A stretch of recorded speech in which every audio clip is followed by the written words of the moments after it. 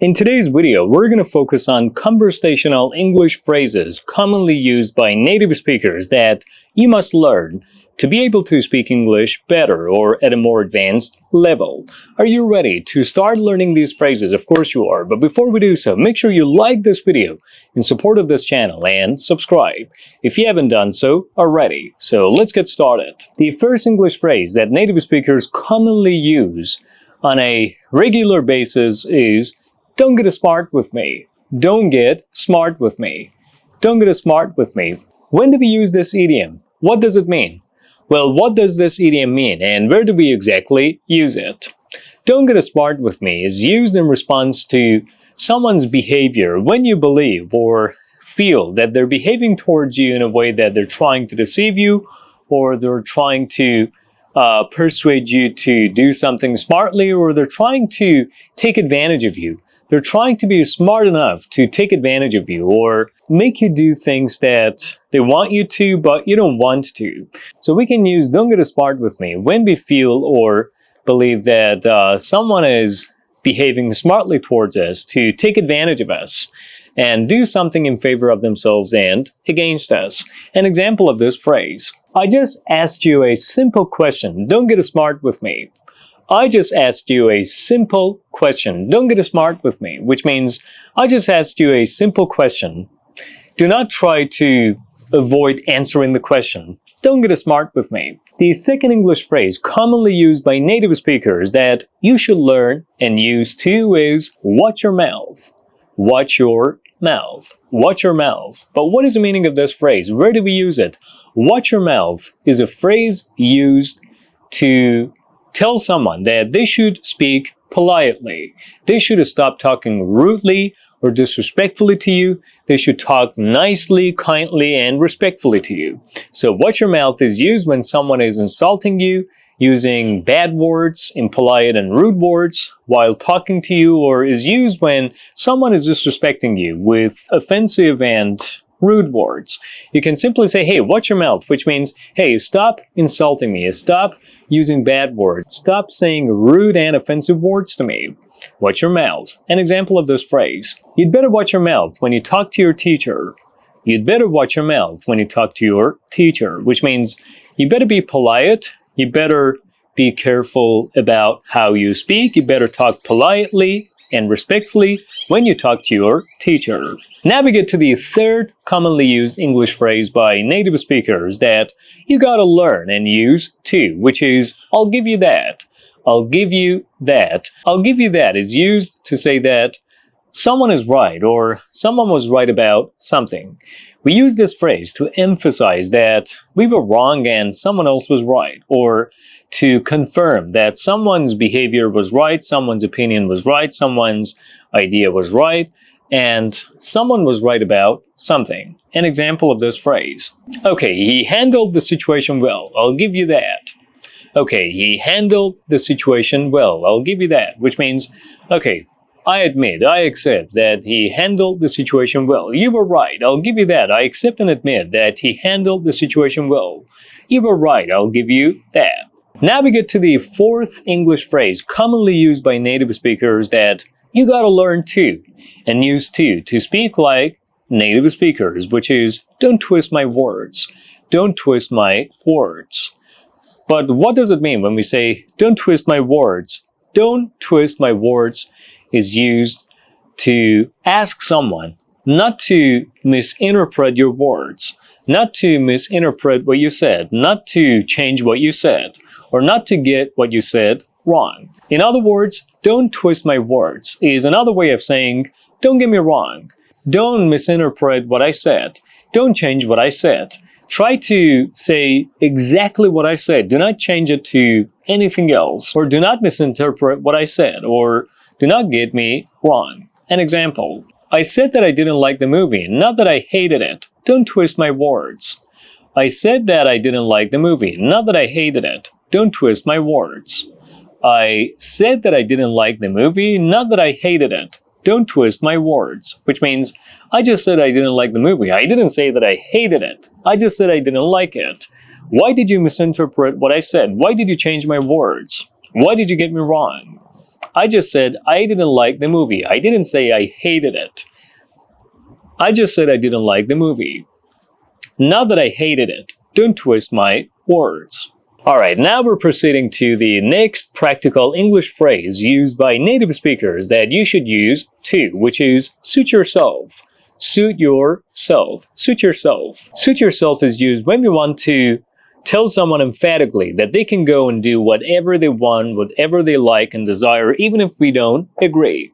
This phrase is mainly used when we disagree with someone about something and they insist that they want to do something, although we completely disagree with them and with whatever it is that they want to do, but they insist that they want to do it. In such a situation, in such a case, we say, okay, suit yourself, which means go do whatever you like, go do whatever you want, despite the fact that I don't agree with you on it, or I don't want you to do it. An example of this phrase, if you don't want to come, suit yourself, which means if you don't want to come, that's all right, just go do whatever you want, go do whatever pleases you, go do whatever you like, even if I don't agree. I want you to come, but if you don't want to come, suit yourself. The next conversational English phrase that you gotta learn, used by native speakers a lot, is let's not go there. Let's not go there. Let's not go there. Where do we use this?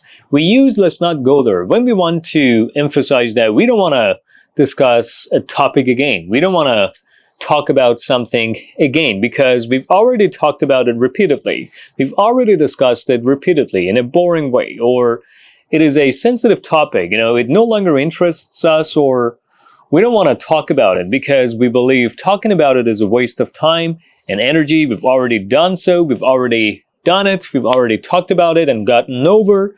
So there is no point in raising a topic or bringing up a topic that we've already discussed and gotten over with. So let's not go there is used when we want to ask someone not to bring up a topic or raise a topic that we have already talked about or discussed that we no longer want to talk about, because by doing so we're only wasting your time on something that will get us nowhere. An example of this phrase, don't bring up that argument again. Let's not go there. Don't bring up that argument again. Let's not go there, which means don't raise that topic again. Don't bring up that argument again. Let's not go there. Let's just stop discussing that topic repeatedly. We've already discussed it, gotten over with it, and there is no point in continuing the argument about that topic. Now we get to the next phrase that native speakers use, which you should too, which is give me a break. Give me a break. But what does it mean when we say give me a break? Give me a break is used when we want to emphasize that something that someone has said or has done has been stupid, ridiculous, meaningless, or unfair. Especially when they're exaggerating. We can say, give me a break as a way of asking them to stop exaggerating, to stop being unfair or ridiculous, or talking about meaningless things. An example of this phrase, you think I did this on purpose? Give me a break. You think I did this on purpose? Give me a break. Which means, you think I did this on purpose? You think I did this deliberately? Come on, you gotta be kidding me. You gotta be joking with me. Stop being ridiculous and meaningless. Stop exaggerating. I didn't do it on purpose. I know, now you're waiting for the next English phrase commonly used by native speakers. It is nothing else but, I'm not buying it. I'm not buying it. You can use this phrase when you want to say that you cannot believe something, or something is so unbelievable to you. So I'm not buying it is an emphatic way of saying, hey, I can't believe it. It is unbelievable to me. I can't believe it. An example, you accidentally forgot my birthday. I'm not buying it. You accidentally forgot my birthday. I'm not buying it. Which means you claim that you forgot my birthday accidentally. I can't believe it. That's unbelievable to me. I can't believe that you forgot my birthday accidentally. I'm not buying it. Alright, now let me focus your attention on the next commonly used conversational English phrase, which is don't play dumb. Don't play dumb. Don't play dumb. We use this phrase when we want to ask someone to stop behaving in a way that they think we believe they are stupid, we believe they are foolish. Or we can use this phrase to emphasize that We know that someone is not stupid or someone is not foolish, but someone is behaving in a way that they want to make us believe that they're stupid, foolish, or they don't know what to do, or they're behaving in a certain way because they don't know the right way to do it, despite the fact that we know, they know how to do it pretty well. In other words, don't play dumb means don't pretend to be dumb. Don't pretend to behave in a foolish way. Don't pretend to be stupid. We know that you're not stupid. We know that you're smart, clever, you know how to do something well, but don't play dumb. Don't act like foolish people. Don't act like the stupid. You know how to do things well.